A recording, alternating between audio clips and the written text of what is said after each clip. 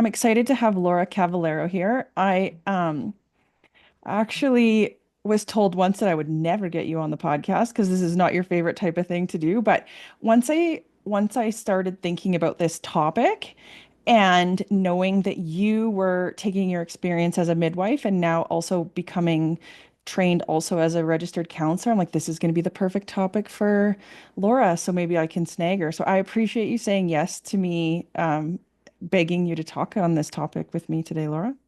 Thanks, Melissa. So, to set the stage, like I'm a physical therapist, and I think sometimes in healthcare we silo things like physical therapy, mental or emotional therapy.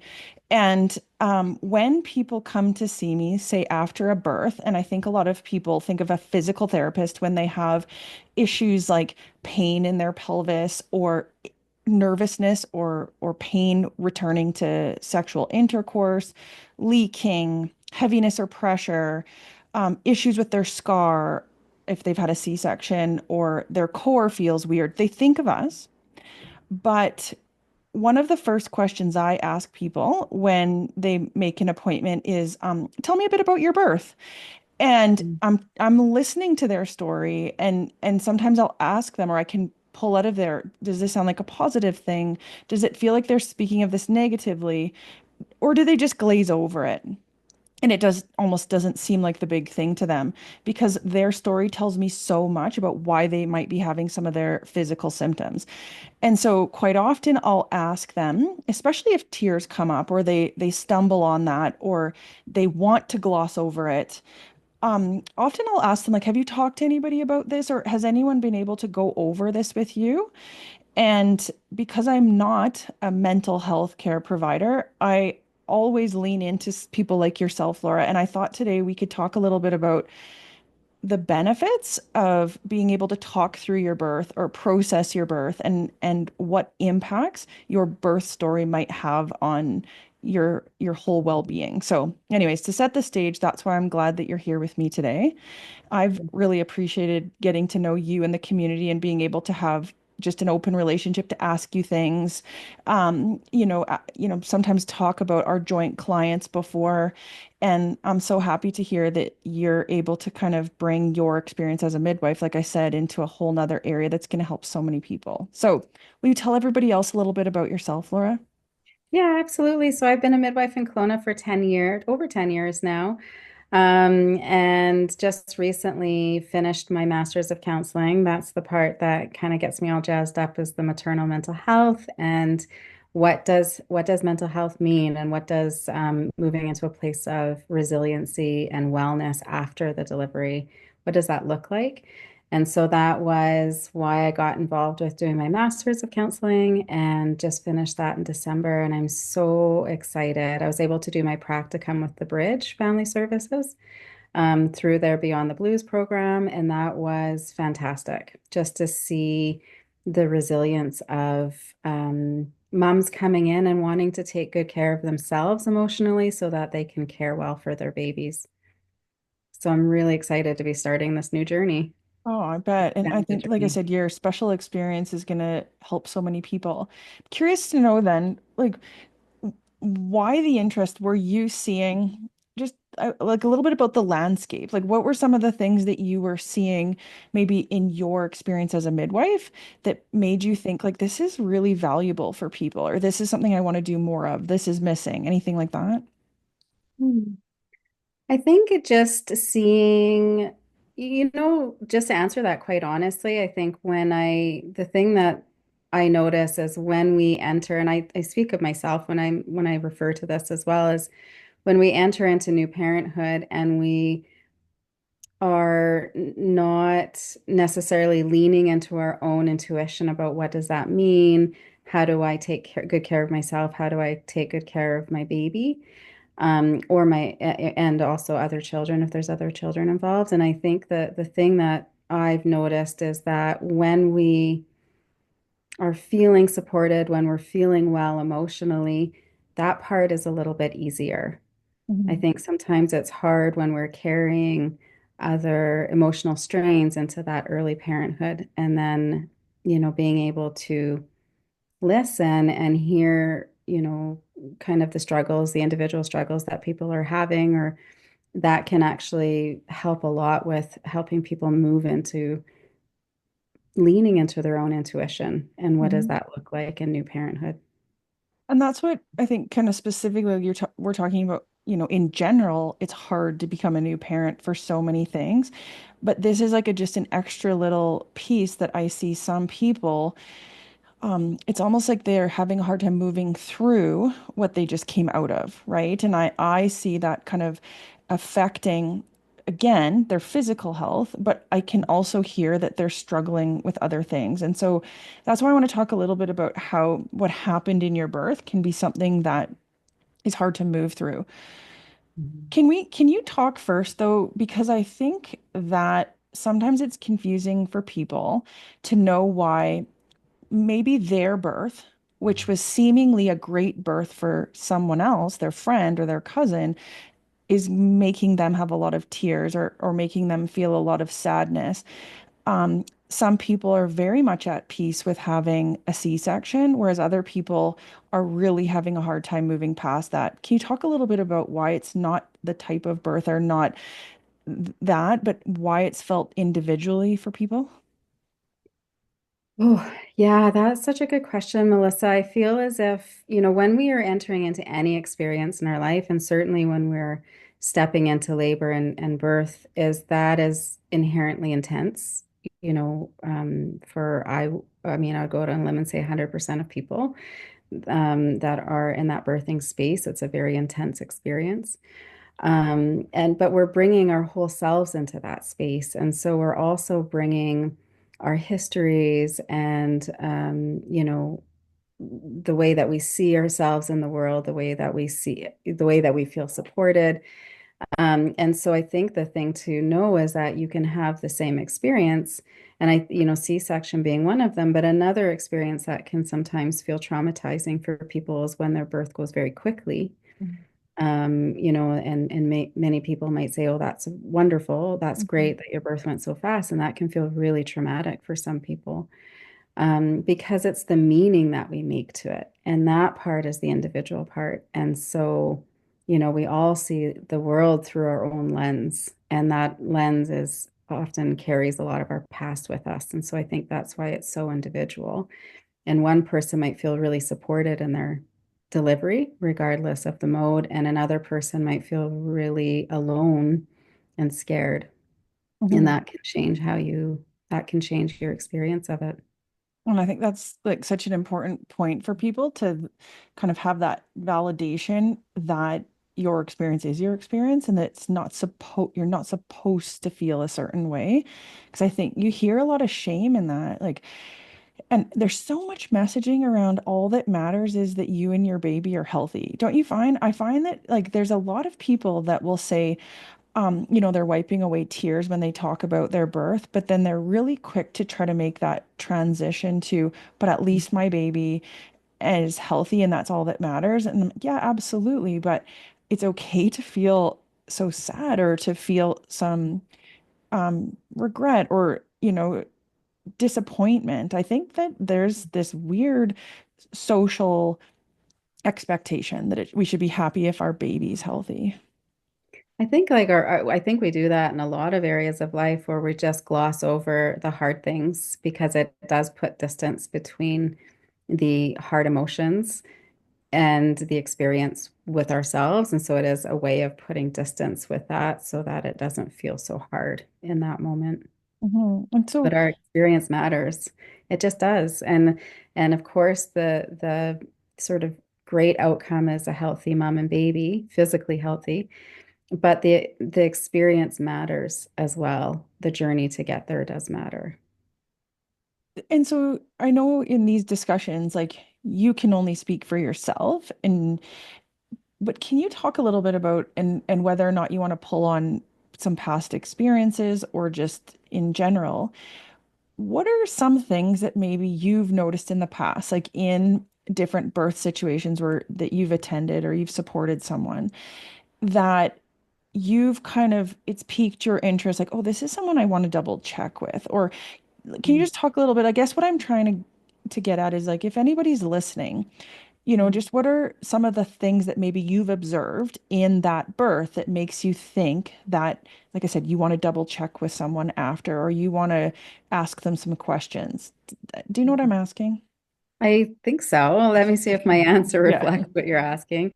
But I feel as if, when I'm in, attending a labor and a birth, when things start to happen quickly, I feel like, and, sometimes the explanations are not happening as quickly as the events are happening. Then those are always times where I think we need to go back and unpack Mhm. this because, as the care provider, sometimes there are, uh, you know, acute situations that are developing quite quickly or unfolding quite quickly. And so you might just be doing things without being able to explain to the client what's happening necessarily as quickly as what your hands are Mhm. working. And so I find that that is key then to be able to go back and say, let's take the time to talk about what happened. I think sometimes when memories are stored, our brains really like to store complete memories. And when things start to move quickly like that, also, just being in the labor room, time is a very interesting phenomenon. Time is either very slow or very fast. And it's easy to not remember events, maybe in the chronological order that they're happening. Mhm. So I think that's also an important piece when things are moving really quickly, is to be able to sit down afterwards and really go through the events sequentially so that the brain can organize it and then process it, hopefully.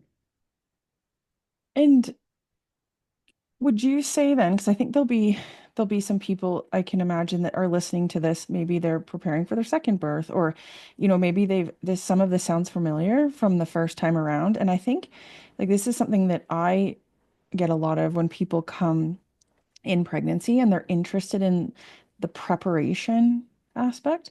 Mhm. There's a lot of unknowns, things that people can't prepare for. And as a physiotherapist, I talk a lot about just helping them understand their anatomy and being able to picture things as they happen and be able to use different visualizations to work with pain or work with different positions. But I think a lot of times, um, some people put a lot of, let's say, trust in the providers when they show up, that like, do you know what? I've never done this before. They've done this so many times before. I'm kind of just going to try to be, a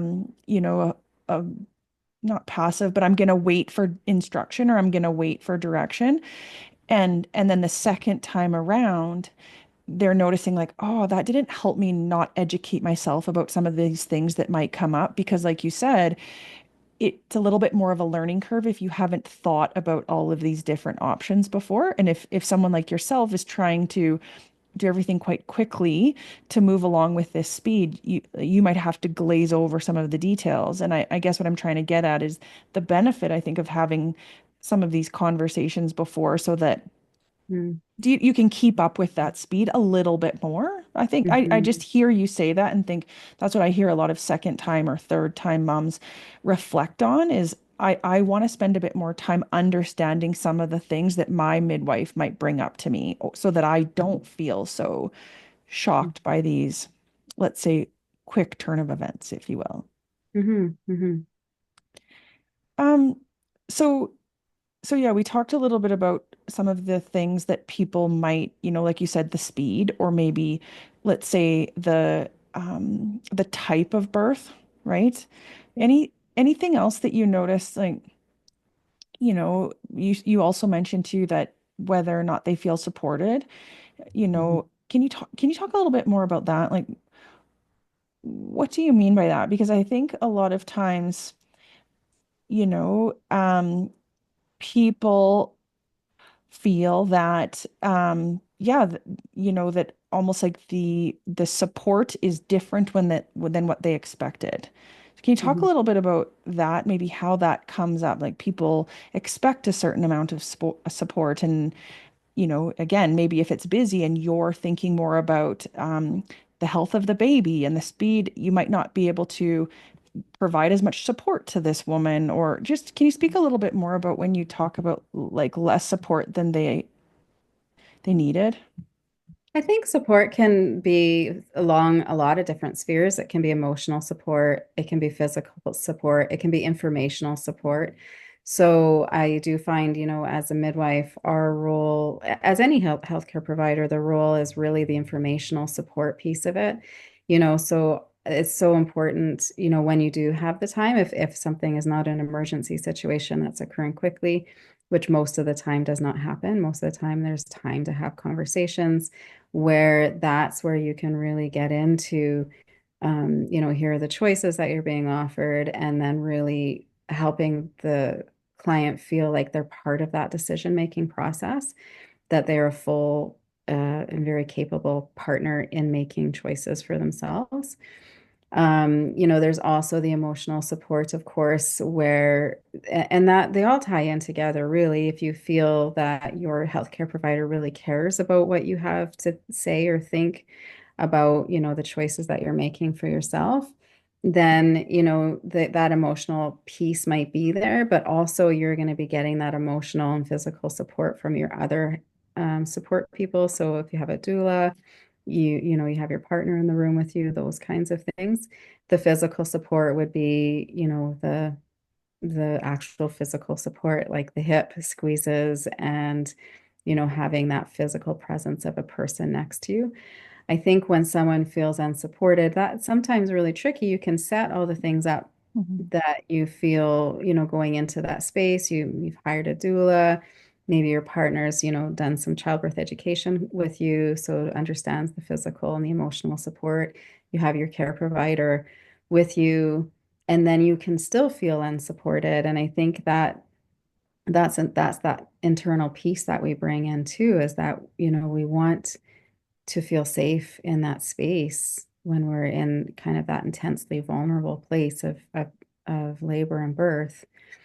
And you can set all those things up and still feel inherently unsafe there, and that could be because your support people have let you down, um, or not, or not, And that's Yeah, the thing is I think sometimes you might ask two people that are in that situation, they have a different recollection, right? You see that quite often. They're yeah. just And because that's because there's a interpret lot of different. interpreted, and also there could be lots of internal stuff that's happening. Maybe there's a past history Mhm. there's things that are being triggered that we can't see on the surface, of course. And so there could be a whole internal dialogue occurring that the rest of the people in the room aren't privy to as well. And that's so important when we think about trauma-informed care, is just being mindful that there could be things happening that we don't understand, and to hold space for it anyways. So, given that, Laura, especially since you say, like, I can't always tell from the outside what someone's experiencing, would you say that it's part of your practice? Do you routinely check in with new moms and invite that discussion around the sequence of events? I know you can't speak for everybody, but I'm just curious, like, is that something that you've always adopted? And if so, when? Like, when do you find you have that conversation with people? So I can't speak to the past year because I've stepped out of doing the Hmm. labor and the birth. But prior to that, that was absolutely our practice, was to engage in a birth debrief with every single client. And we try to really do that within kind of 24 to 36 hours, but usually 24 hours, we were able to kind of move in and have a conversation about, do you have any questions about what happened or why things were done or not done? And then really listening for the cues at that point of, um, you know, listening to the cues of the emotional side of it. And sometimes, the tears might be there, but you're also looking for what's missing. So it could be that there is a lack of engagement in the conversation, or a lack of emotional connection to a heavy conversation. And that can sometimes indicate that there's some need for deeper processing as well. I've noticed in some of those nonverbal cues, like people don't want to make eye contact or Mhm. switching the subject. Yeah, I noticed that too. And so then let's say that someone wasn't offered that. So again, because you can only speak for your practice, let's say someone wasn't offered that debriefing. Um, can they ask for it? Like, how might they, like, let's say they have another midwife or they have a doctor. Mhm. At what point should they bring that up? Or how, any suggestions of how they could bring that up or ask for that? I feel like it's always, always, always important to ask for what you feel like you need. And so I think that the moment that the client recognizes that they're struggling. I mean, I guess it's so hard to know. It's hard to sort of say exactly why someone might need to debrief something. Maybe they have questions. Maybe they're just feeling a lot of emotion about what happened. Maybe they felt unsupported. There's a lot of sort of different reasons why it might occur to them that they need to have a debrief. But at any point, I feel like a client should be able to ask for that from their healthcare provider. I think that it's helpful to be able to go to the person that was at the delivery, to really have like, now with me sitting on the outside of the labor and delivery, it is trickier for me to do birth debriefs when I wasn't in the space. Mm. And so I can read the notes and we can work through sort of the events that are in the written notes, but it's much more impactful if it's done with the person that was at the delivery. And so I'm just gonna kind of, be realistic here. Like our hospitals are busy. There's a lot of shortages, and sometimes time is not something that staff have a lot of. And so, would you say then, let's like practically speaking, sometimes, let's say that whoever was there for their birth, they don't see again. If let's say they have a hospital birth and they don't see that provider again before they leave the hospital. Mhm. And plus, it's such a whirlwind just trying to. I mean, I think a lot of people probably aren't even thinking about that. They're trying to figure out how do I even feed this baby? How do I hold this baby? How do I bathe this baby? And so it might not kind of come to people's mind right away. And so let's say they leave the hospital or they're not having as many touch points with their provider. And I remember thinking I'd go to some of my appointments postpartum just having more time to talk about all these things I didn't know or just a little bit more about myself and truly most things were about the baby, which at the end of the day that's what I had most questions about. I think maybe I was looking for someone to ask me about myself and I didn't bring it up because the appointment was over and the door was opening. And I guess what I'm getting at is like, let's say our time is used as a new mom with mostly questions about our baby. And then all of a sudden we realize, oh, like my 6 week appointment has come and there's no more times. Mhm. Are we entitled as new moms to make another appointment? Like, can someone just ask to make another appointment than what is typically scheduled that's additional to ask more about themselves or talk about their birth? Like, can you just give some suggestions around that? Because I think a lot of people just feel rushed or feel that maybe they shouldn't have these concerns or shouldn't have these questions if they're not being brought up, and they Mhm. still want the time for their baby. Yes, and they don't want to use that. They want Exactly. another an additional to Yes. kind of what's Mhm. already being Can offered. people have that? I can't speak for other practices for Mhm. sure. I think that it's worth asking Mhm. because I would go out on a limb to say that more times than not, that would be something that would be offered very readily Mhm. by the healthcare provider. And I feel as if you really hit the nail on the head when, you know, sometimes we can't always know if somebody's struggling until we ask. Mhm. And I do find most women are pretty forthcoming when they're asked, Mhm. and yet, they might present quite well if they're not asked. And so it's not Mhm. enough just to assess by looking at somebody if they're coping or not. It's really, really important to ask, how are you coping? And so if that's not something that's part of the postpartum visits, then I think absolutely that client should ask for another appointment and might even just come out and say, I just need to talk about how I've been coping, or I have questions about my delivery. Can I make an extra appointment? I would assume that most of the times that answer is going to be yes. And I think like again, if I tie in why, because I think it's not just how your birth went that's going to dictate how your postpartum recovery goes, or how your mental health is. I think Mhm. I'm making this a specific topic because I do see that with some of the symptoms that people come in with, like for example, I'm just going to be a little bit more specific with some symptoms that I see. A lot of people after C-section have quite a bit of nervousness around touching their C-section scar or looking at it or doing any movement that involves that. And so when there is that apprehension or anxiety or fear, quite often it's not just a tissue apprehension, there's more tied into that. And so that's where I say, like, it's something about that that I want to make sure that we don't just glaze over and just make this a tissue issue.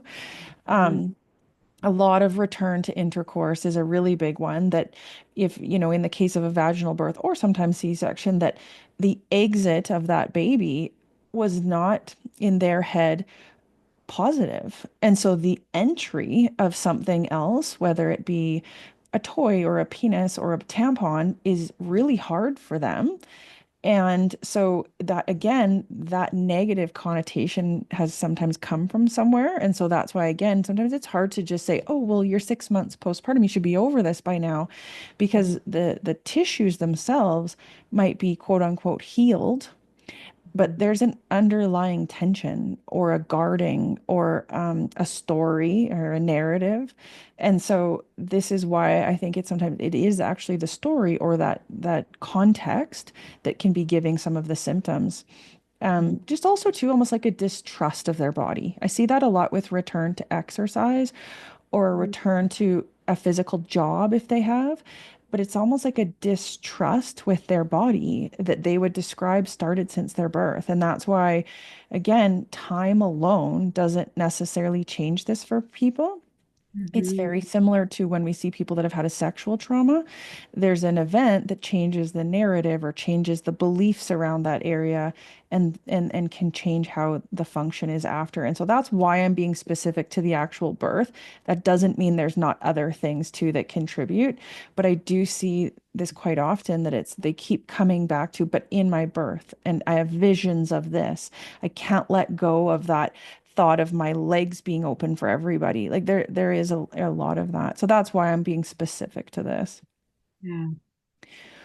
Let's say then that, because I think that would be ideal if, let's say that the provider that you had during your birth is the one that you can do the debriefing with. But what if some of that trauma or some of those, negative feelings are related to a provider or somehow didn't feel supported by a provider, and that person would rather not talk to that provider? Can you, and we've kind of danced around this a little bit, and I just want you to talk a little bit about what could someone do? Like, what are, obviously they could see someone like yourself, like maybe you already have a relationship with a counselor, or this might be a great time to make a relationship with a counselor. But you also mentioned that sometimes maybe it feels too far removed from them or something, or they weren't there for the birth. Will you just speak a little bit to that? Because I know that it doesn't need to be that person. And so what could someone do that doesn't feel like they want to go speak to their provider again? Well, that's a really great question, I think, Melissa. And I think that it's probably a pretty multifaceted answer. I feel as though it would depend, of course, on the relationship with the care provider prior to the negative experience. If with that resistance to seeing the provider, sometimes there can be a lot of healing by going and meeting with that provider anyways and pushing through some of those hard feelings, and really saying, I felt very unsupported by you, or kind of whatever the experience was with that provider. That being said, that's really hard. That would be a really hard thing to do. First of all, to be able to be that vulnerable with a person that's in a power of authority over you. Let's just be clear that's a inherently imbalanced relationship between a client and the care provider. But also, if you're not sure of the response from that care provider, that could potentially cause more damage, going into that conversation. So I would say, there was a relatively positive relationship with that care provider beforehand. I think that could be valuable for the client, and I think it could be valuable for the healthcare provider to really understand how their behavior impacted that person during their birthing experience. If that's not the case and that is too vulnerable, or maybe that's not going to be an emotionally healing experience, which can be the case too, then I think it's still important to I think it's still important to process it with somebody. So, I think when we're talking about birth debriefing with healthcare providers, is they can only go so far anyways. They're not trained, to do mental health counseling. And so if that healthcare provider is not going to be a good option to go and have a conversation with, then I think finding a counselor is a really, really important step to help with integration of that memory. And I think that you can get very deep healing anyways. And even if you have a good birth debrief with your healthcare provider, I still think it's good to go and do some deeper processing um, if it's still affecting you somatically, certainly in the body, or if it's still affecting you emotionally or psychologically. Any suggestions for those people that, and there's not that many of them, but there's definitely some that are just like, I can't go see a counselor. Like it's just not, whether it be financial or whether it be maybe just a previous negative experience where that's not the low hanging fruit for them. I think, talking to your medical provider might just feel a little bit, a little bit more physical or medical for you. Any other suggestions for people that just aren't there yet, or just to start the process or to do something they can do on their own? Whenever we're in a stressful situation and that can range from stressful to traumatic, of course, then there's often or usually an activation of the nervous system, and it will kick us often into fight, flight, or freeze. And so when we get stuck in that fight, flight, or freeze pattern or the fear cycle, we can very easily get stuck there. And so I think that anything that's going to help with getting your parasympathetic nervous system back on track would be really, really important. So I feel as if meditation is a really good thing for people to do and to understand, what the value of that is actually deregulating your sympathetic nervous system. It is bringing everything back down to a level that is more manageable. I think that yoga can be really helpful for that. Anything that's going to integrate the mind and the body back together again. So, yoga can be really helpful for that. Prayer is really important for some people where they will engage in prayer, and that helps with the nervous system reset. I don't know if I would want to use the word reset, but nervous system reset almost. Mm. And really just maybe developing self-compassion and self-love, I think is all part of that too. Journaling can be an important piece of that. And I mean, I think you just described really well why we see some of the physical manifestations of it, right? Is just that the brain almost perseverates or, kind of stays in that fight or flight, let's say, loop, with that story or with that event, which is going to create that whole nervous system trickle down effect that is going to affect some physical symptoms. And so, would you describe that, processing is because you mentioned before, like sometimes it's our brain trying to store memories.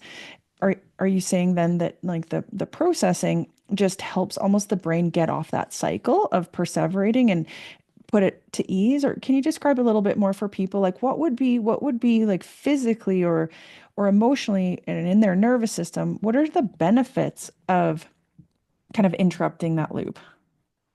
Oh my gosh. When we have let's just use the word traumatic. So when we have a traumatic memory, oftentimes the way that our brain will store it, it stores it in a different part of the brain, and it doesn't store it completely. So it often will not store it with the bodily sensations, with the emotions, with the thoughts. So all those things are actually stored separately. And so, we all of us going through life, there's stressful things that we deal with daily, that range from kind of manageable stressors to unmanageable stressors and trauma. A big part of processing memories is actually sleep and sleeping. Mm. And what happens in the postpartum when you have a baby that's not sleeping is that we're not sleeping. And so the brain is unable to take that stressful event and process it a lot of the times. And also stress interferes with sleep as well. So even if you don't have a newborn that is crying all the time, sometimes we struggle with sleep when we're stressed out. And so, um, it is really important to be able to kind of go back to basics in those kinds of situations and get the sleep that we need as much as we can and get the supports in place so that we can get our minimal 6 hours of sleep in a 24-hour period. And it's just important for our nervous systems as well to sort of get into that rhythm. It's Yeah. not sure if I answered your question. Absolutely. I think it absolutely helps. And I think like as I listen to you talk, I think, some of the almost like take home messages are that birth is a massive event. Like as beautiful as it is, it's a hard. And so especially, and everybody will experience that differently, especially bringing in other stories from our past, other feelings that we have, other experiences we have, beliefs that we have are all going to shape that or like kind of contribute to shaping that event, and that your birth itself doesn't necessarily dictate how you're going to feel about it after, and that, like no two people will feel the same, and that your experience is your experience. And it's normal to feel very overwhelmed and maybe sad or maybe disappointed about some of the things that happened. And that as providers, we need to ask, no matter whether we're a doula or a midwife or a doctor or a physio or a, whoever else touches, like it's helpful to ask, because sometimes the people in front of us don't feel comfortable asking. It's important for us to validate. And it's okay to advocate for ourselves after too, if we're struggling and haven't been asked, that we're not needy if we Yeah, ask to talk through things. yeah, absolutely. And that can be so hard. It can be hard to find your voice in that kind of sea of emotions and experiences and sensations. But yet it's still really, really important to be able to ask. You hear so many things. I hear so many kind of like, oh, I feel bad. I feel bad feeling like this when I tried so hard to get pregnant, or I don't want to talk about this with my friends because they're having a hard time conceiving, or um, I'm just lucky I had a vaginal birth. Like I've heard all of those things where I shouldn't feel like this, right? Yep. Hmm. Exactly. Jeepers. And if you think about being in that space, like with this newborn baby, and the thing that often will start to happen is our own dependency needs that were not met when we were little people. Mm. A lot of the times that comes up and it hits us right in the face. And so not only are you processing a difficult labor and birth based on your experience in that process, but now, and you're learning if you're a new parent, then you're also, learning all these things you've never had to do. And you're doing that very tired. And you're doing that as your brain's trying to process the stressful events leading up to this point. And on top of all of that, all of a sudden you're having feelings, whether they might be bodily feelings or thoughts that are a little more clear, of all of your own dependency needs that weren't met when you were little. It just can feel so overwhelming, so overwhelming. Absolutely. And that's why I always want to say to people almost like, of course you're having a hard time. Like the people that don't have a hard time, sometimes like, what? How are you not? Like it's more, I think, more anticipated that you would absolutely have one of the hardest times of your life. Laura, do you think that overall, through the time that you've been a midwife and now kind of looking into this counseling aspect a bit more and a little bit more me mental health. Do you feel like I think we're doing a better job of talking about it. Do you think overall, like I don't even know half the opportunities that are out there for people, and I keep hearing different little groups pop up of I know someone in town that runs like a postpartum mental health group where women can get together and talk. And anyways, I guess what I'm saying is, do you notice that in the big picture, like, are we doing a bit of a better job of this overall to acknowledge this and give support, or what do you think? Think so. I think that postpartum group that I think that maybe you're referring to, so happy to see that that series was part of what's being offered in our community. I think that there definitely is. When I first started here 10 years ago, there was one postpartum that was free, right? Low barrier, one postpartum group for women who are struggling with anxiety, depression, and that was it. And there were some I don't even know if online was really a big thing back Mhm. then, but there was the Pacific postpartum was always around, but that was more focused on the lower mainland. And so I think that there's a lot more awareness and acknowledgement that mental health really does matter. And I think there is a bit of a push for mental health in the past 10 years for sure. But do we have a long way to go? Oh my Mhm. gosh, yeah. And are we being holistic with what health is? I'm not sure that we're there as a society yet. What does health look like? Is it just the absence of disease, or, what does it mean to thrive? Um, and so if we don't have the answer to that question, then I'm not sure that we have the solutions yet, but I think we're definitely more curious about those answers now. I find a like a growing trend of either pregnant women coming in or early postpartum women saying like, "Oh yeah, yeah, last week when I was at my counselor," or "I came from the counselor." Like just I'm hearing way more people be a little bit more, let's say, proactive and okay, I want to make a relationship with someone because you know what? I'm not in denial that I'm gonna want to talk to someone after, or my mom suggested that this would be something good for me, or my mom's paying for this for me. And I hear that so much more. I think before people used to, if they were going to see a counselor, they didn't want to admit it. Whereas now it's kind of like almost like a sense of pride for themselves that like I'm doing this. I'm definitely hearing more of it. Yeah, I agree with that. I do think people are seeking out one-on-one counseling a lot more Yeah. and being more vocal about it. And that is really exciting to me. Yeah, I think, yeah, I would agree with you. I think that we are starting to recognize how important it is for mental health to um, process just hard things, and not everybody in our lives can help us kind of get there. And so then that's why we have the ability to pay for a counselor.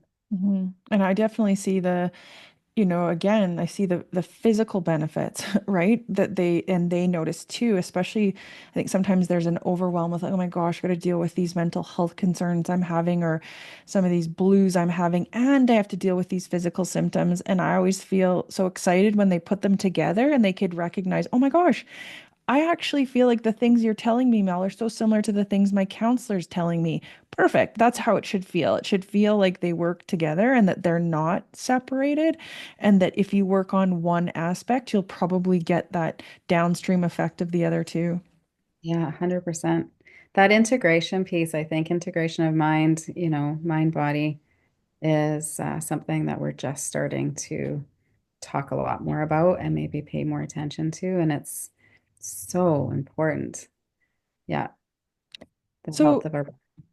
absolutely. Laura, I'm going to make sure I put in the show notes where people can find you, but can you just let people know, because you're going to be such a great resource in our community, where should they find you? Well, I will be starting at Kelowna Trauma Therapy as soon as my registration goes through, which should be any day now. So, yeah, so that Kelowna Trauma Therapy, I think they're potentially changing their name to Kelowna Trauma and Life Therapy. So it's not just for people that have experienced big T trauma, but really just anybody who is needing a little bit more support in their life. And so, will people be able to book online to see you? Yep. Okay. I'll make sure that I put the link as soon as you have all that ready. I'll make sure that I put it in the link for people. And thank you so much for your time and for everything you do.